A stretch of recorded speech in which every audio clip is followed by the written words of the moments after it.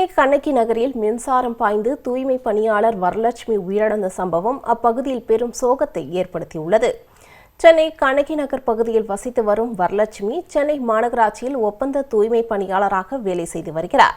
இந்நிலையில் நேற்றிரவு சென்னையில் பெய்த பலத்த மழை காரணமாக சாலையில் தேங்கி நிற்கும் மழைநீரை அகற்றும் பணியில் வரலட்சுமி ஈடுபட்டுக் கொண்டிருந்தார்.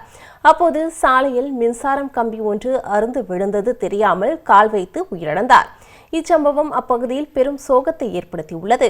இதனிடையே மின் கம்பங்கள் மற்றும் கம்பிகள் சரிவர பராமரிக்கப்படாததால் உயிரிழப்பு ஏற்பட்டது என கூறி அப்பகுதி மக்கள் சாலை மறியல் போராட்டத்தில் ஈடுபட்டனர்.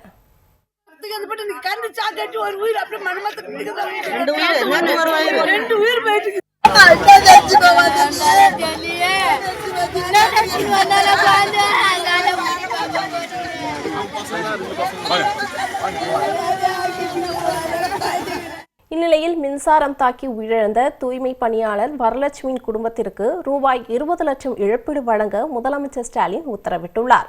இதைத் தொடர்ந்து உயிரிழந்த வரலட்சுமியின் குடும்பத்தினரை அமைச்சர் மா. சுப்பிரமணியன் நேரில் சென்று ஆறுதல் கூறினார்.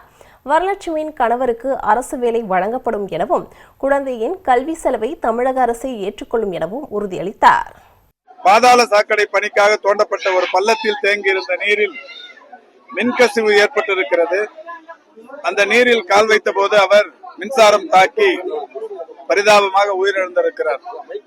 இந்த தகவல் கேள்விப்பட்ட உடனே மாண்புமிகு தமிழ்நாட்டின் முதலமைச்சர் அவர்கள் உடனடியாக அவரை மருத்துவமனைக்கு கொண்டு சென்று இன்றைக்கு உயிரிழந்த நிலையில் 20 லட்சம் ரூபாய் உடனடியாக நிவாரணமாக வழங்கிட வேண்டும் என்று உத்தரவிட்டு சி. ரவி வரலட்சுமி தம்பதியருக்கு 2 குழந்தைகள், அவருடைய எதிர்கால படிப்பு செலவை கட்சி ஏற்றுக்கொள்ளும் என்று அறிவித்திருக்கிறோம்.